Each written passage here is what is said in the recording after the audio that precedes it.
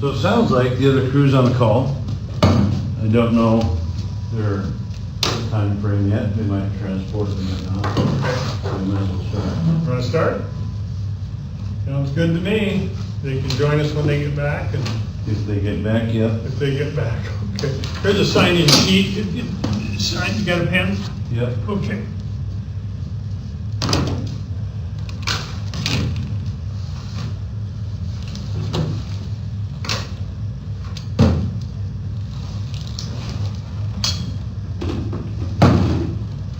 Do you use, you're all EMT, now are you paramedics? No, everybody's an EMT in this department. Everybody, no, who's your, well, who's your, you don't have any paramedics yet, okay. Do you use the, that continuous compression now for CPR? We, With advanced airway, we do. With advanced airway. Oh, you do, okay, all right. Because I know they're teaching that in some places, just the compression's no more breathing into the mouth. I didn't know. No, that compressions only is only for lay CPR. Okay, all right. We have to give rest. Okay. Otherwise, the idea is that people are very apprehensive to do CPR on people. Yeah. Because of all the communicable diseases and stuff. I mean, it's really pretty low risk, but just contact with body fluids, but people aren't apprehensive to just push on somebody's chest. Yeah. So the thought is that at least we're getting the oxygen that's left in the bloodstream is Yeah. at least circulating Okay. until EMS can arrive, and then we have to continue to supplement that gap. But with your advanced training, then, you use a mask then? That No, was- we use a tube. The tube, okay. Yeah. Gotcha. Yeah, I was in the state patrol for 29 years, a long time ago, and I've been retired 18 years. But we were EMTs at once, but back then they always taught, we had a mask. we Yeah, would use. yeah. it changes like yearly or every couple of years, Yeah. sort of thing. They're transporting, so it's just us. Oh, so that means they have to go to Bellingham? Yeah. Oh, that's what the chief said, so. No, I was just curious, if you, but with your advanced training and stuff, and so that's just for the lay person to keep them going. Yeah, to yeah, get the there. hands-on, that's what they're teaching a lot, and they're just trying to keep that circulation up, right? Sure. And just perfuse the brain and the heart muscle are the two biggies to keep Yeah, that, at least alive. Yeah. And, just lessen the loss of tissue. right, Yeah. right, I mean, what they found is that there's still enough, oxygen in, in the blood Yeah. to still do some good. Yeah. And they found that we have actually been kind of over the years, over ventilating people. Oh, okay. And they're really trying to cut down on it. I didn't know And then you we could use the system. overventilate somebody in that situation, but. Well, and so the lungs fill up and they don't fully deflate, and then Oh. it prevents the heart from fully expanding to. Oh, okay. Right, Well, I mean, okay. so the pump isn't working, I mean, it's kind Yeah. of, think about a bellows, if you're doing this, you're not really moving the air, it's the same Same sort of thing. idea. Okay. So we actually use basically a suction cup on their chest.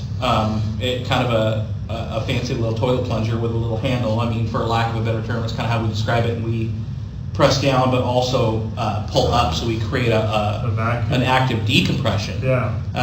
on their chest to help that heart muscle, give it a little Yeah. bit more to expand and, So if I was a Yeah. lay person, I'm thinking about recertifying it's long expired since I was in the state patrol, but, so if I went to like a fire department, they would just teach us the continuous compression as a lay person. I don't know, Not everybody teaches it. yeah, I mean, Yeah. there's a couple of thoughts. There's a hands-only CPR, which is just really just kind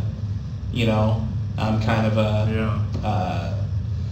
it's still that 30 to 2 Yeah. now compression ratio about the speed, Something, yeah. but they're just having you just continue, Yeah. continue compressions. But I know we teach a CPR class. I don't know that it's like a certified class, but I mean Once it's a month. Oh, they have- okay. yeah, and Yeah. they teach, and I think they teach a full They're switching CPR. from AHA to a different outfit now. Hmm. But yeah, Okay. so they're, depending on where you go, you might get a different. Yeah. It no, depends I'm on the just audience. I curious. think what you get taught. Yeah, I'm just curious and see, The basic knowledge applies. They just realize that people don't want to stick their mouth on other people. oh, yeah. Yeah, that's understandable nowadays. Yeah, oh, yeah. Especially with all the Yeah. stuff going on in the Yep. around our world, so. Anyway, well, let's get going, and we'll be here about an hour is all, so get this going. And my name is Charlie Schreck. I hadn't even introduced myself yet. I was excited to ask you about the CPR stuff. And this is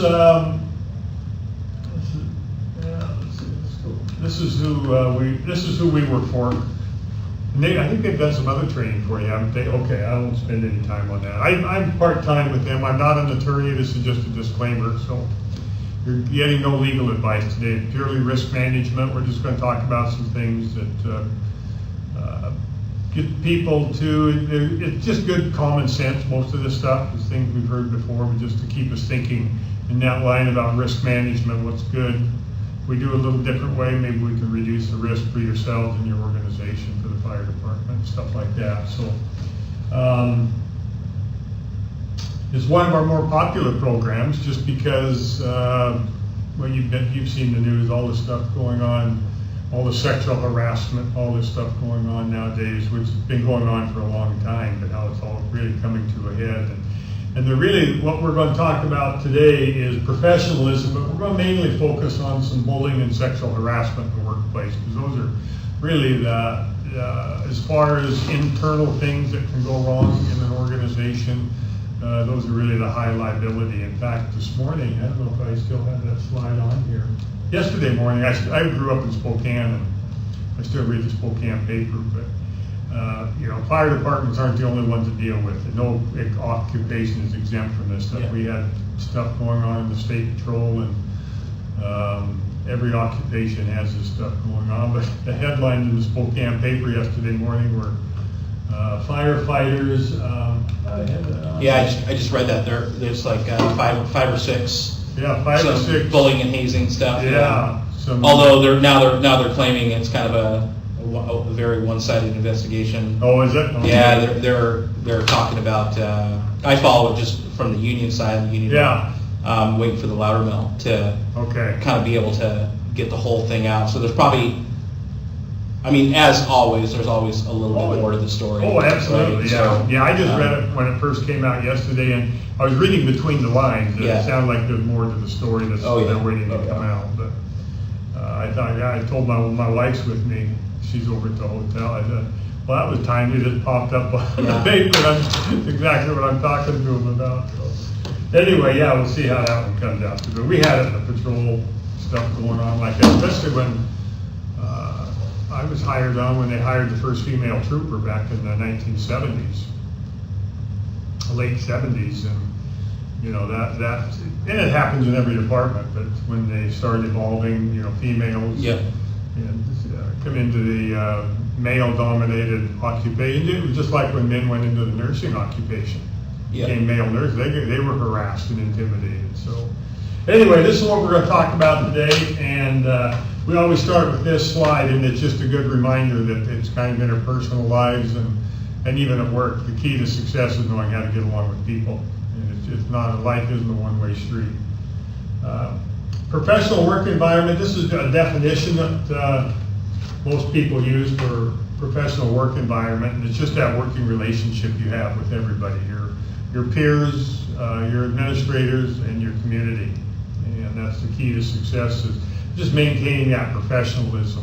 And because you in the fire service, like we were in the state patrol, the medical profession, the clergy, even our politicians, they never get in trouble, but we're all in those high-profile occupations where we're held to higher standards in the community by the community, by the laws, by the courts, by everybody, just because we provide services to the community. We're a service organization, and they hold us to higher standards, and they expect more out of us. And it goes to, we talk about that duty of ordinary care, but we're your fire service employees 24/7. You're always representing your agency, aren't you? Even off duty. And we can't. Even when I was in the state patrol, they told us the same thing. When you get to your community, be careful, because you need to set a good example, because the community's watching you 24/7, on and off duty. And so it's something that follows us around, and especially nowadays with the social media. Even at Christmas, people are always videotaping or recording people doing stuff, and things have really changed since I was in the patrol. But say I've been out almost 18 years now. The social media has even changed that occupation a lot. I know it has yours too. Those guys now, we'd get a call and you wouldn't know where the darn address was, and out east of Spokane Valley, now they got GPS, takes them right to where they need to go, and it's a lot different. And then professionalism, just anytime there's that violation of professionalism in the workplace, it can create havoc. And I know you went through, I know somebody said they've been talking about it in every class, but 5, 6, 7 years ago, some folks here stepped down, didn't they, for bullying issues or something was going on? Well, we had a kind of a chief that hadn't been that long ago, but that was part of his issue. Yeah. But we've had a couple of things. We've had a fairly recent thing that came up here, kind of had to be dealt with. So yeah, it creates a lot of stress in the department. People gossip and start, rumors get flying, and all kinds of stuff goes on. So anyway, everybody deals with it, every occupation.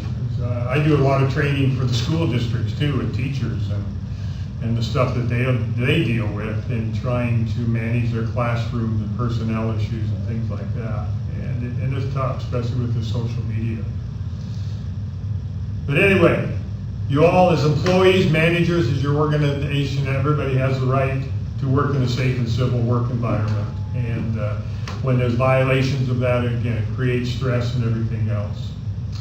What we do here is, you don't need to write anything down. There's a bunch of you, we have you split up and write stuff down. But what we talk about is what traits make a professional group. And each of us has professional traits that we believe are important. Do you have just a couple of thoughts on you? What are important to you for professionalism in the workplace, characteristics? I mean, we talk about, professionalism, courteous, treating people with courtesy, respect, stuff like that. What do you think? Integrity. Integrity. Integrity, absolutely. Honesty, we talk about. Trustworthiness. Who brought up something this morning? One of the guys brought up, how about being on time to work? Yeah, it's one of those basic things I think everybody figures out, but some people, we used to have troopers that were late signing in service all the time, all you gotta do is go out in your patrol car in your driveway and sign in service and you're at work. How difficult is that? Nobody is late. You what? Well, I think there's people that tend to, we have an on time, we start at 8. Yeah. But most of us show up, 15, 20 minutes early typically. We got to change out of our cities and get our gear on the floor and put groceries away. We obviously pack for a 24-hour shift. Yeah. Some people are 7:45 and some people are 7:55. Yeah. So, we're a 24-hour service organization. So when it's called 7:45 and your relief's not here, you kind of get hooped with, the call versus getting to go home. When you're here early, You get dumped on. people get, yeah. Yeah. I'm wondering if that was for somebody's benefit. My son's with the Olympia Fire Department, and he says the same thing. He tries to be there, between a half hour and 15 minutes early, because the next people are getting off shift. Yeah. And he says, I get dumped on once in a while too. Somebody gets there 5 minutes before their shift, and you get a call at 1:45. Well, Yeah. somebody's got to go. Yeah. So. It happens, but yeah. Yeah, it happens. It happens. So, anyway, but those are the things that are important. And when we go through these, you'll see those things come out. And then here's the general rule too, and this applies too mainly to off-duty. That's when you are off-duty conduct. And it's a general rule that employees can be disciplined for off-duty conduct if it has a negative impact on you and your organization and your ability to serve in the community. And a lot of this goes to social media. And I live in Olympia now, and someday I'll get back to Eastern Washington, but I can't, the last few years, I can't tell you how many Seattle police officers have been fired up there because of posting inappropriate posts on their personal Facebook pages.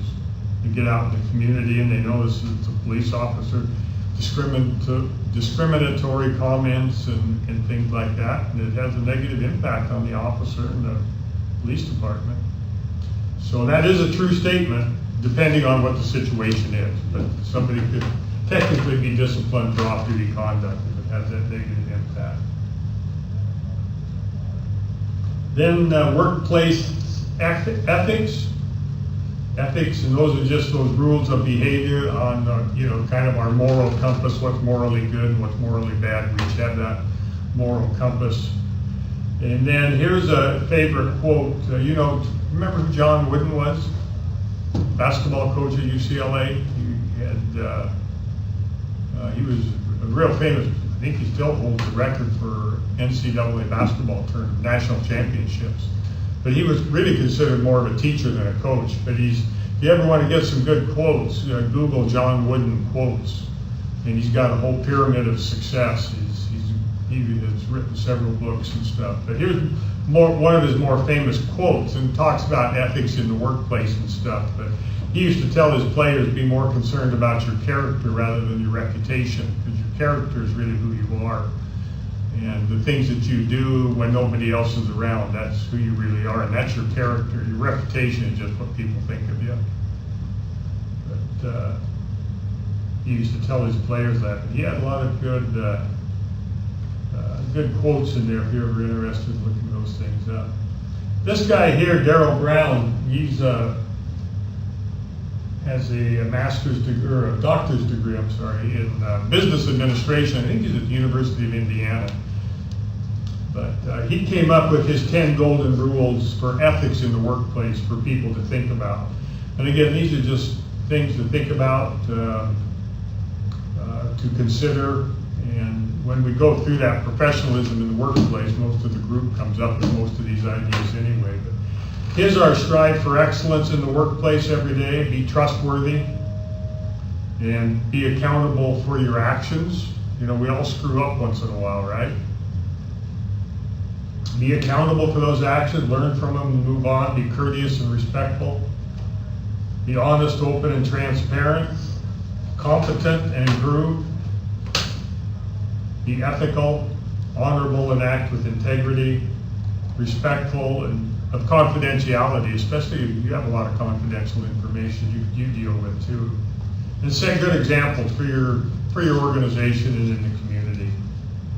Now, have you ever had to testify on any litigation issues for for the fire department? Not for here. Not for here. Not for here? Someplace else, did you? Yeah, I work for the sheriff's office. Oh, did you? Okay. I did. Yeah. Well, if you ever, and you've been in those, but what determines liability is that duty of ordinary care you have as a firefighter or deputy, or in my job when I was in the patrol, there's a breach of that duty, there's damages to individuals or property. Then they find out the cause, and that's how they determine liability. And the attorneys, if you're ever involved in any litigation here through your organization, you're being sued or in litigation for something that happened. And usually every organization will be eventually, but first thing the attorneys do is come in with their subpoenas or public records requests, and they get all of your policies and procedures and go through them, determine, if you have policies in place to cover whatever you're doing. And then they'll find out the answers to 3 questions, and that's what did you know, when did you know it, and what did you do about it? Did you follow your policies and procedures? And that's how they determine liability for when they get in and to resolve any litigation in court. That's where the attorneys start. And that's just a silly slide about that's not my job for professionalism about the road painter. This whole thing and what we talk about here is just being proactive, and the only one we can control is ourselves. And whenever there's any conflict or anything going on in the workplace, the first place we have to start is ourselves. How are we contributing to it, either in a positive or a negative way? Are you being proactive? And it just involves looking at the workplace climate management's role and keeping a safe and civil work environment. The management's role, and the courts have ruled that your management of Whatcom County North Fire District is responsible for maintaining a safe and civil work environment. And if things go south here, there's harassment or something going on and they don't do anything about it, the agency can be held responsible for it. And they do it through hiring practices. You have what? Yours probation, don't you? Your organization, yeah. And that's part of the selection process, getting people in and who belong. If they don't fit in that year, then it's time to get rid of them. Orientation, probation, and then management sets clear expectations, policies, and procedures, and then they model the expected behavior. So they set the tone for the whole organization. Management does, the environment, what's right and what's wrong. Then employees, of course, they're held responsible for knowing the policies. Are your policies and procedures, are they in written form, or a lot of them are on the internet? They keep them. We have some policies. Yeah. Yeah, I mean, I wouldn't say we have a manual by any means. I mean, I don't think we're any different than most organizations. I mean. Now, when you hire on here, do they train you here, or do you go to the fire academy? Currently, we send them to the State Fire Academy. That's the one out of North Bend? Yep. Yeah, okay. Then workplace climate, that's just not about how you are doing your job, it's your job skills and how you do them and your working relationship with everybody. Attitude, aptitude. If you had to pick one over the other, what would you pick in hiring personnel? Attitude. All right? You want to say attitude. You can teach them the aptitude. Yeah. Yeah, most people agree that if they're both important, but if you had to pick, somebody had a good attitude and poor aptitude, I'd take the one with the good attitude. If you had to pick between the two, because you can teach them the skills and stuff. But if they have a poor attitude, that usually keeps them from learning too much too. Core values shape our civility, and that's just how we treat each other. Here's a list of things, behaviors that breach that professionalism in the workplace, and everything from discrimination, intimidation, foul language, all these kinds of conduct that can create havoc in the workplace. And I'm sure your organization has dealt with them, everybody does. Bullying, intimidation, sexual harassment.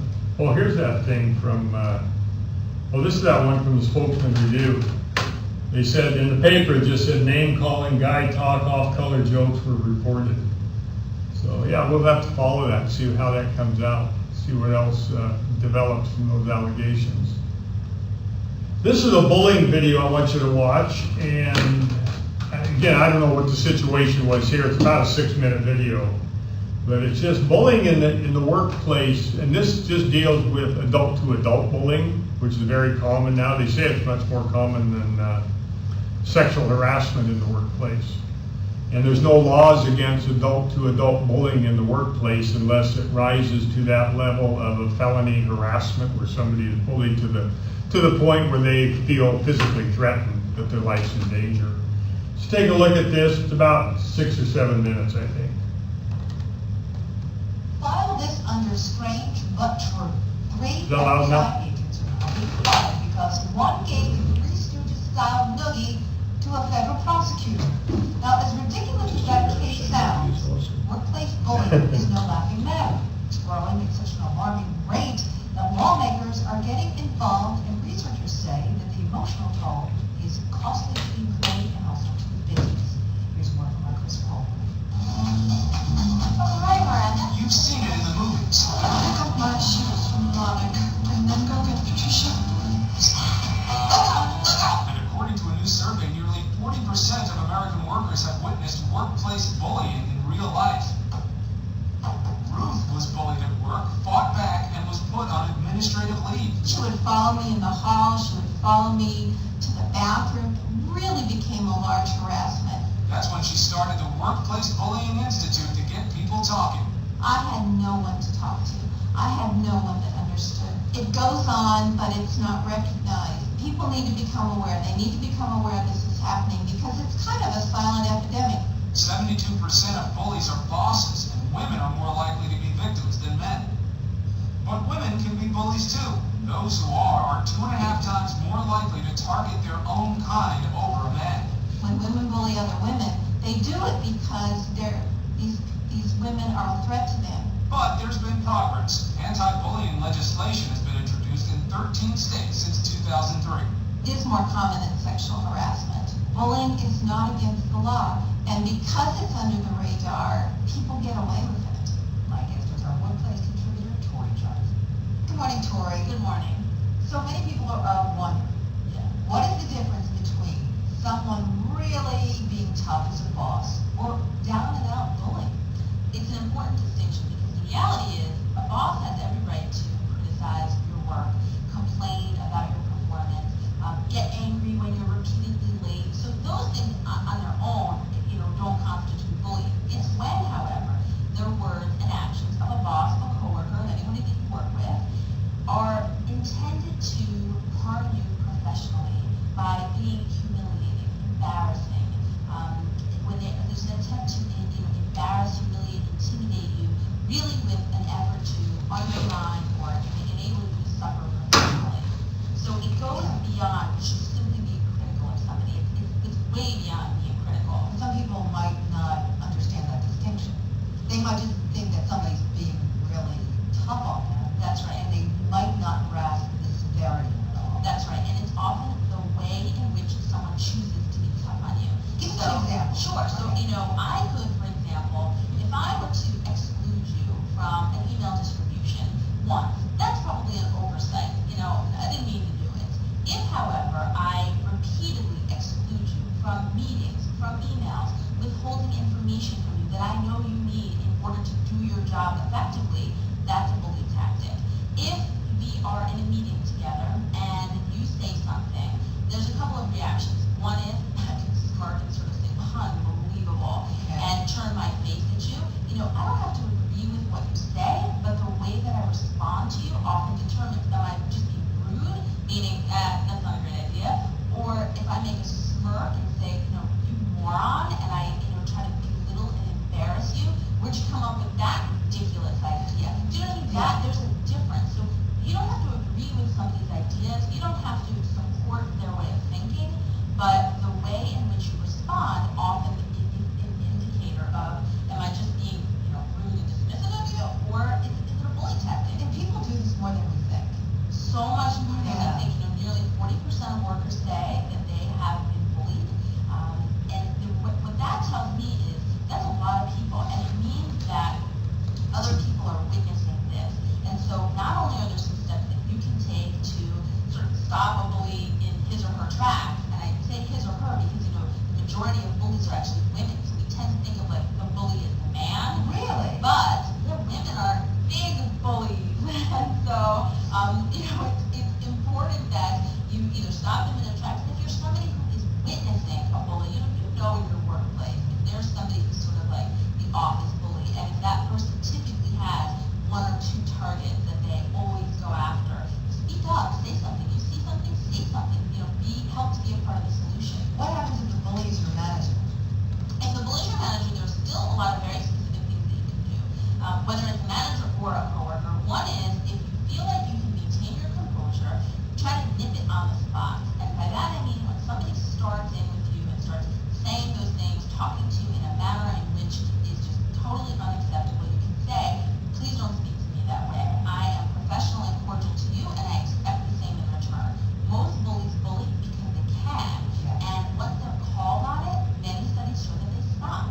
They're embarrassed themselves to have been called on it, but if they're never called on it, they keep on doing it. And when you don't call them on it, you in many ways are giving them permission to continue doing it. What happens if it just doesn't let up?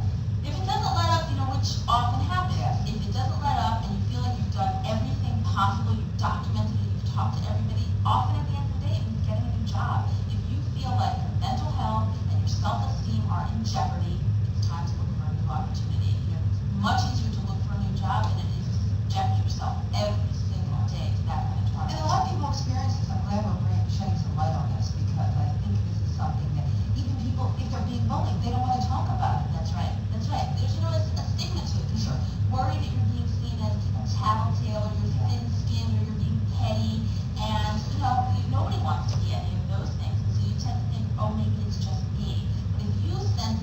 feeling that, oh, maybe it's just me, and you see that some of these symptoms that we're talking about are evident in your life, in your workplace, it's not just you.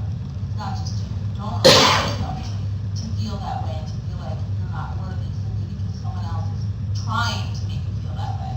Well, Tori is always trying to explain. Anyway, that's the main thing there is, I think what they get across too is,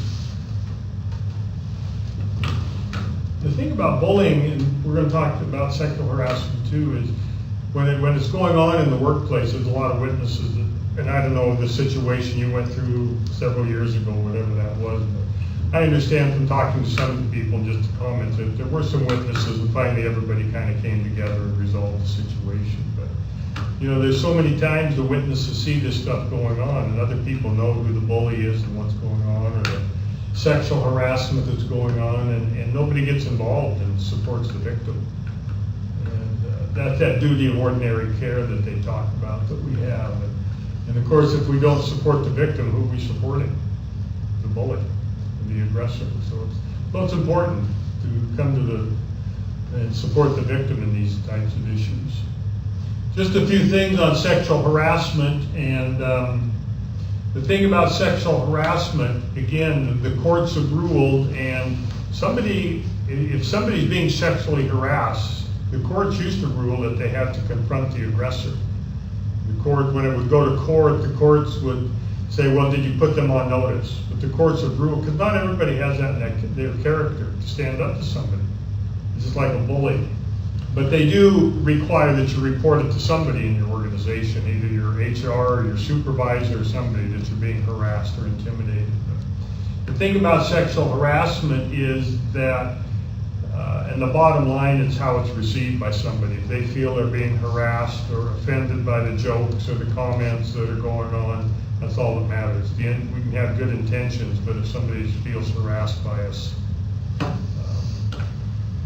that's the bottom line that they use to make those determinations. It's how it's received, not the intention. So, sexual harassment defined: it must be unwelcome, must be of a sexual nature, of course, and it must be frequent and severe. I can make one rude comment or an inappropriate comment that might offend somebody, but that's not sexual harassment. Because it's sexual harassment, just like bullying, it has to be frequent and severe. Now, I could probably make one comment that would be severe enough that it would be considered sexual harassment, and one gesture, but usually it's frequent, it's severe, and it alters their working environment. They feel harassed and intimidated. Okay. Let's see. I'm going to adjust this just a second. Frequent and severe, and then the working definition. All three of these must be present in the definition of sexual harassment. Must be some language of a sexual nature. Must be unwelcome by the other person, and it could be expected to alter the conditions of the victim's employment, making them uncomfortable, intimidated, harassed, staying home on sick leave, things like that. Any questions on that, on those definitions? Or unwelcome is also the key here, and that can involve a third-party complaint too. In other words, you and I are bantering back and forth, and somebody overhears us in the lunchroom, and then they feel offended by it. That could be harassment. Or it could be too, we use the example of a superior. My boss is making inappropriate comments or jokes to me, a subordinate, and I feel obligated to laugh at the boss's jokes. I don't want to piss the boss off at me. So those are a couple where it's unwelcome, but you're afraid to come forward just due to the situation, or it's a third-party situation. Sexual harassment conduct, it can be verbal or written. Comments about their clothing, their body, telling rumors about a person's personal sexual life, things like that. All of these things could be sexual harassment. Could be physical, assaulting somebody or impeding or blocking their movement, hugging, stroking, patting, just inappropriate touching somebody. and nonverbal. And that's the thing too about sexual harassment, bullying. People can bully or sexually harass somebody without saying a word to them. Just looking them up and down, gestures like that, following them. And then of course visual, posters, drawings, pictures. In fact, they had it was in the local paper, one trooper, I think it was over in Eastern Washington, you know, they all, like you do, have computers in your trucks, right? He had an inappropriate screensaver on his laptop in his patrol car.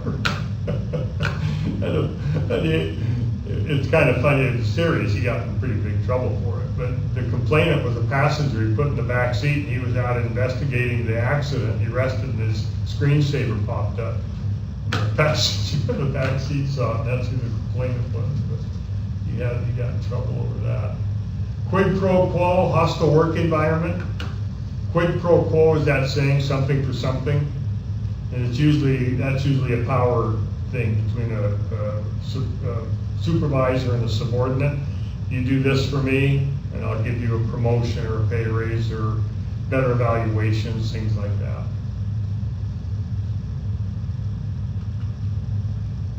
Factors to consider in the workplace, and the factors to consider if these things are going on, first of all, it's your leadership in the workplace, in your organization. They set the tone through policies, procedures.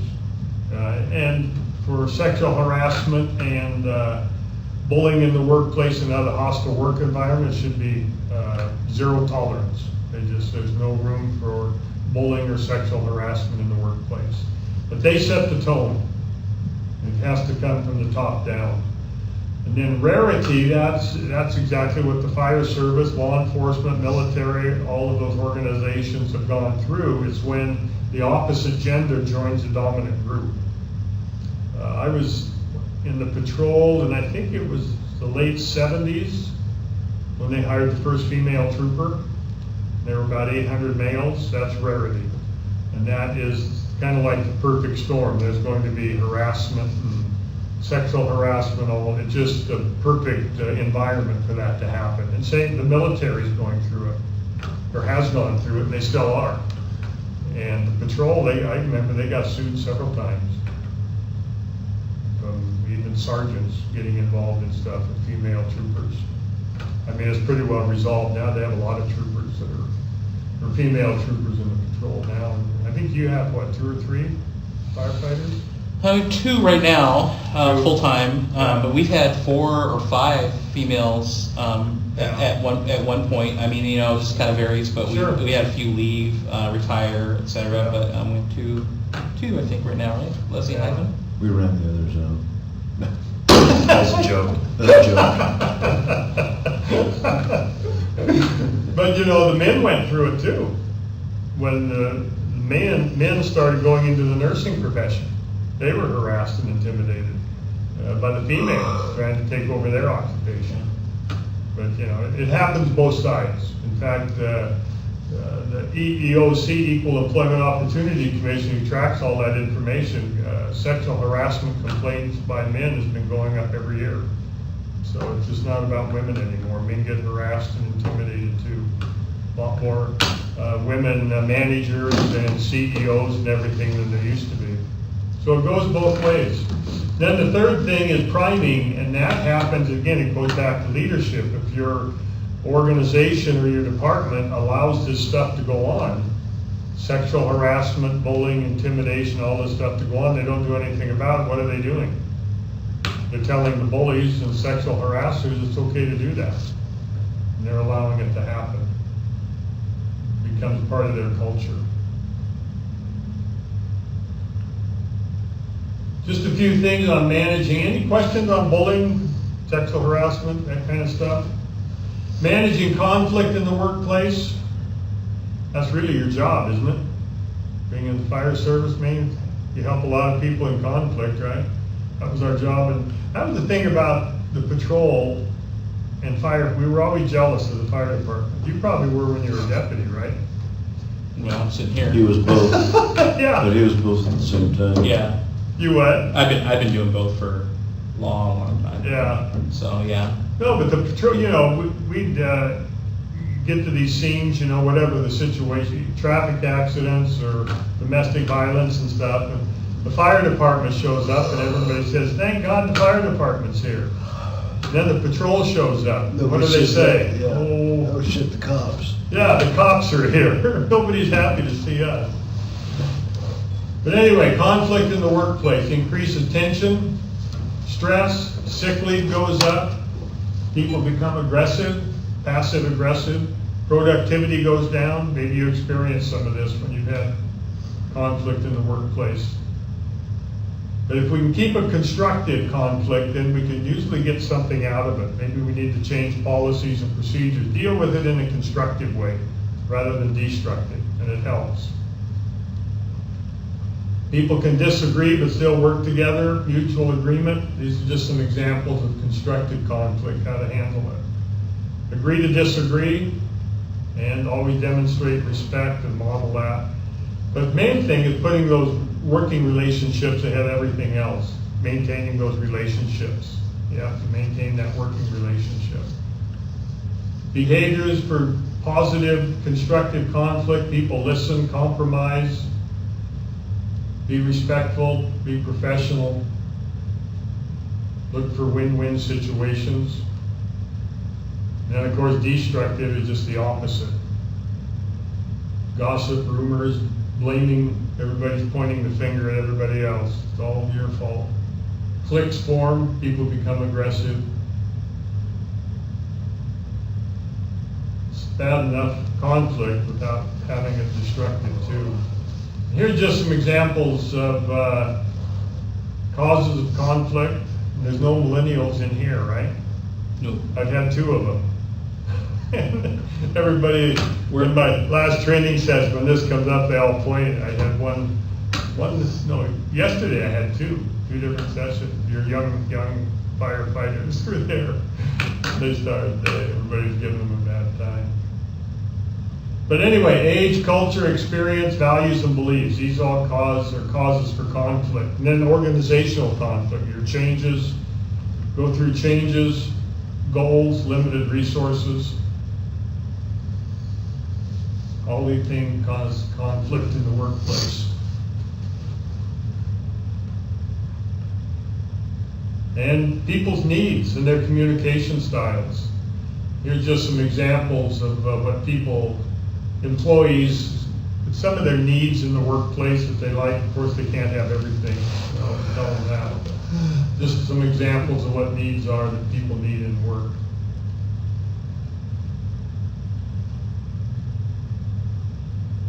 In any conflict, any conflicting situations in the workplace or issues going on, the first place we have to look at is ourselves in the mirror. How are we going to contribute to it? And that's a decision we can make, either in a constructive way or destructive. We're going to turn to gossip and rumors, or we're going to be constructive and deal with it professionally and find a solution and move on, find a win-win situation. So it's our choice to make. Constructive or destructive? Again, look at yourself. How are you contributing to the problem in a positive or a negative way? And here's just 4 conflict resolution skills, recommendations. If there is conflict in the workplace, try to keep it stress-free or stress-free. Quickly relieve that stress. Stay centered and in control of yourself.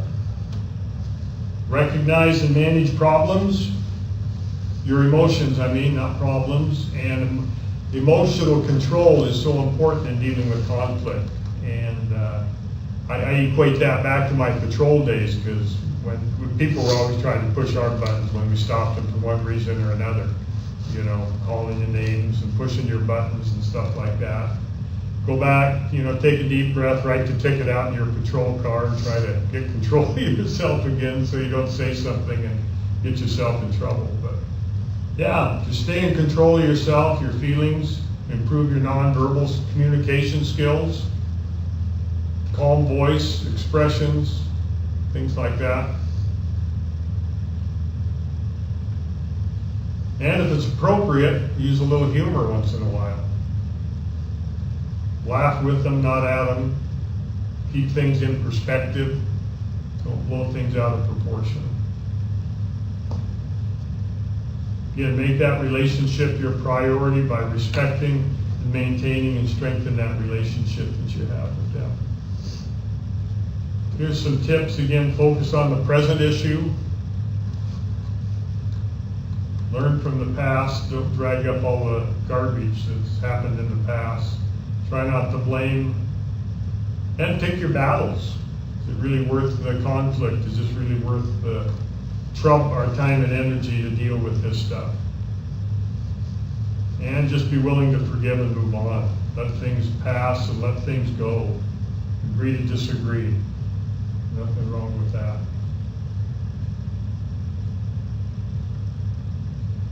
And help other employees how to communicate. Constructive conflict, that's what we're after.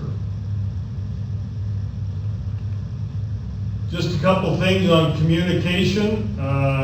These are just 5 suggestions: listening, opinions, cues. We'll talk about them just briefly. Have you ever talked to somebody, been in conversation with somebody, and they're sitting there punching on their iPhone? Yeah, that's not active listening, is it? Sorry, Mike. You what? It's everywhere in life. Yeah. It is. It is. It's funny you say that. I find myself do that a lot.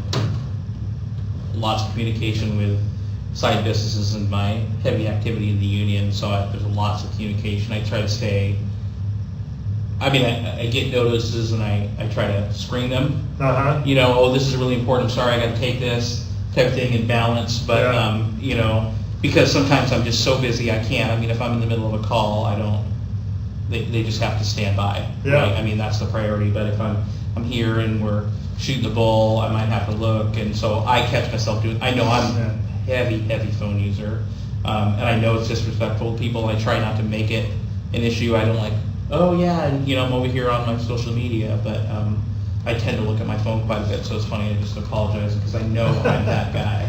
Well, we all So, do it. And yeah. I'll tell you what's really irritating to you is my grandchildren do it.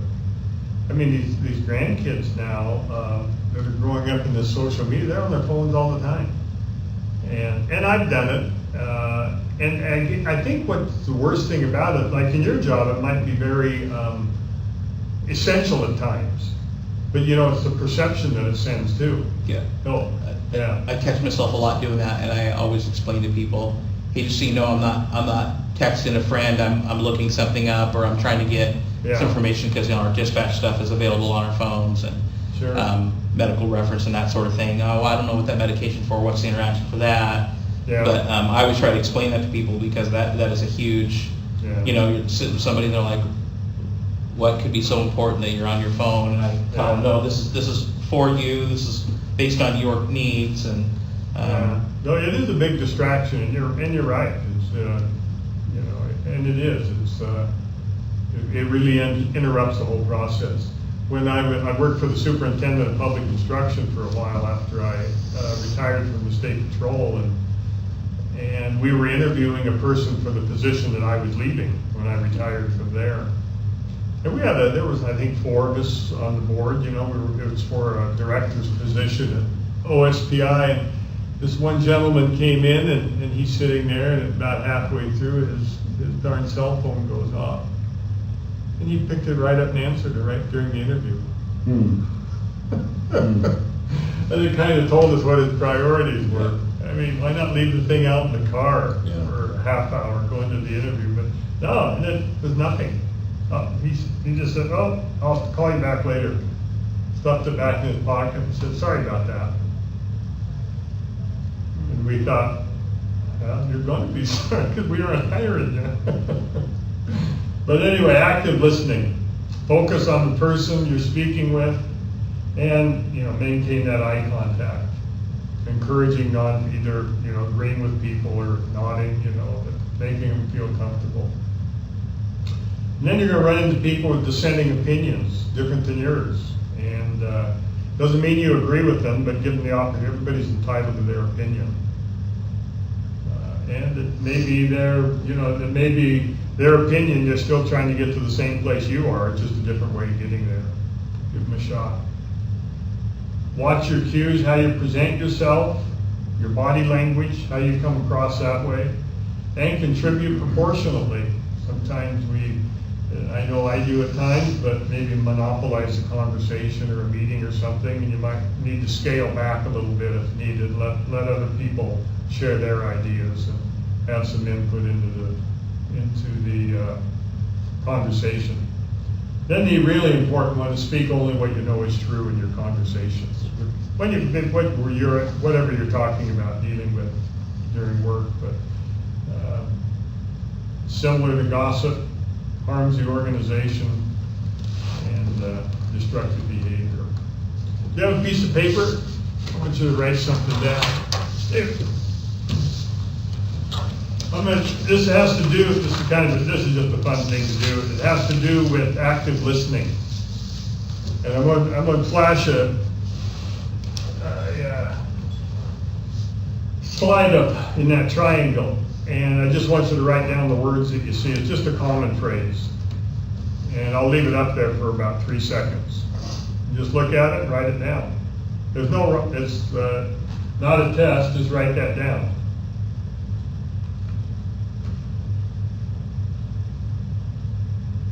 What'd you see? What'd you write down? Walk in the park. Walk in the park.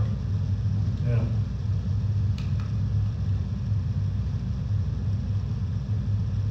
What's it say? A walk in the park. Read it again. Real slow. A walk in the park. Don't feel bad. Everybody does. This is my third day here, and I've had one person catch that. I mean, everybody does it. You write down exactly. Everybody does that. Yeah. So you didn't do it. The point is your mind. When you're talking to people, your mind automatically throws out The unnecessary. the unnecessary stuff that it deems The second isn't important. The second thought was not important for me to write down what I wrote down. I know it, yeah, and your mind does that unconsciously. You don't even see it. I had to look at that slide. I did the same thing. They showed that to me about 3 times before I picked it up. I thought, what do you mean? It's a walk in the park. No, they said, read it slowly. But it's just a thing that your mind does when you're talking to people. And if you're distracted and doing something else and trying to communicate with somebody. Our detectives, and maybe they did in the sheriff's office too, when people become detectives in the state patrol, they went through a lot of training like that and communicating with people and really listening to people and what they say and pick up on little comments they say or things that their mind might otherwise discard, and they might miss it. They might miss it. But it's a fun thing. Show that to some of your family members or something. Write that down and have them flash it up in front of them and see what they write down. But everybody writes down a walk in the park. It's a common phrase. Your mind just throws out that other and the that's up there. Anyway, your communication, your body language, when you're communicating with people, your body language too tells about 55% of your communicates about 55% of what you're trying to say. Just how you hold your body language, how you come across to people. Just some healthy responses to conflict, recognize and respond to issues. These are kind of repetitive, but unhealthy inability to recognize that people withdraw, they expect bad outcomes, and some people just don't deal with conflict. They just let it fester and ignore it. That's the worst thing we can do. Got to talk to who the conflict is with, when, hopefully sooner the better, and at a comfortable location. Recognize problems, engage in intervention, specify the questionable behavior, confront conflict. Documentation, you do a lot of reports, but I know, I can't tell you how many times in my careers I've heard judges say if it's not documented, I have a hard time believing it happened. How do you remember what happened 6, 8, 9 months ago unless you documented it? Just to wrap it up, recognize problem areas that may challenge your professionalism. Be self-analytical because you're the only one you can control. And don't do anything that'll tarnish your own professionalism and help others that may not get it. Any questions? That's all I, short and sweet today, Mhm. short and sweet. Dynamite, thank you. All right? Thank you. Did Chief Hollander give you some direction on how to shut the camera off? He said he does it. Okay. Yeah, he said, I think he said he was monitoring it and he can turn it off where he is. Perfect, okay. Is what I believe, so, anyway, Excellent. yeah. Thank you, gentlemen. Yeah, I'm thank you. texting my officer to let him know we're done. You're what? Texting my officer to let him know. Okay, all right. Yeah, I don't know when they'll make it up, maybe he'll just use the recording. I think that I think was that's what he was the going to plan, do, yeah. so, yeah. Well, I'll be here tomorrow, one more day, then I'm heading back to Olympia, so. I have had a guy, one of your, oh, he's a Lieutenant Rio? Yep, Yeah, today. yeah, he was in my session this morning. His dad was retired from the patrol, we used to work together, his dad's name's Al Rio. Oh, Yeah, his dad was a trooper over in Ritzville when I was in Spokane huh. working. I can't believe I've known DJ this long and I didn't know his dad was a trooper. Yeah, he was a detective in the auto theft division when he retired from the patrol. Oh, He was in okay. auto theft, yeah. Hmm. Yeah, over in East Side. And then he came over here to Olympia, and that's how they ended up over here. But, yeah, Okay. Al retired, I think he retired about the same time I did. I think we were hired on about the same time, too. Been a long time ago now, but, Are you packing up or is that crew coming here? what's I that? know, are you packing up and leaving? Yeah, Okay. yeah. Where are they now? Still in Bellingham. Yeah.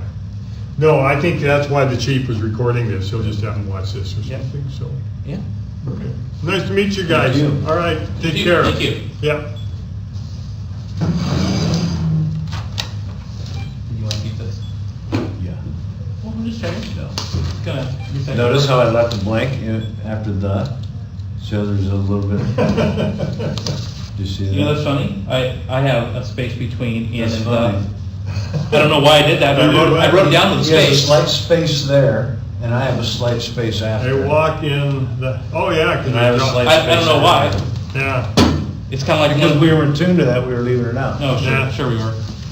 We had no clue. Let's be honest. But it's, yeah, those you ever done those kind of those exercises where the words are jumbled. Yeah. And if the letters are right and the first and last letter is right, you can read an entire sentence that really is just gibberish. Yeah. Or when they write the words backwards and you read them. Yeah. Just yeah. Yeah, your mind does funny things to you. It does, yeah. Well, have a good day, fellas. You too. Thank you very Excellent, much. thank Thank you. you. I'm gonna go and look at this heavy polished, Oh, it's not that great, but looks good from this. yeah, it's good. It definitely has some paint.